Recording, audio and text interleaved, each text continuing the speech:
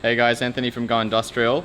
Just doing a quick tutorial on how to clean your OneSeal out in your gun or your tip guard. So if you're noticing that you're getting like paint leakage from sort of anywhere around here or dripping down, or it just kind of spurts out, what you might have is you might have a bit of paint build up on your OneSeal. It's not sealing properly, or it might be a split in the rubber, but it's easily replaceable. I'll show you how. So we just want to undo this tip guard, like so.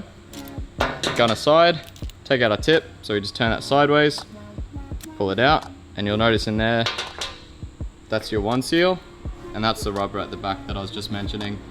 So sometimes they can get, covered with paint, or they can split, and so you'll just need to either replace or just give it a good clean after, every big use. So what we're going to do to get this one out is we're just going to put it flat down. Just get a pen punch, and you just want to put it in the top there and just push it through, like so. Screwdriver works, or even a pen or anything you've got on hand. Exactly, and then basically you've just got this section here, and so that comes into two parts, like so.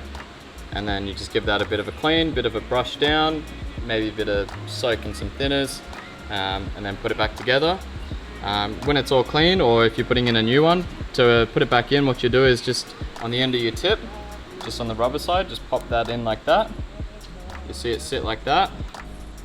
Then you'll just want to find the top of the guard, line it up like so, and then just go straight in.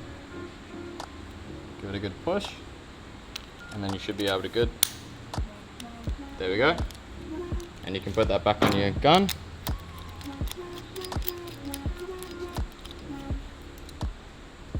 Making sure that this section's nice and tight. And happy spraying. Thanks guys.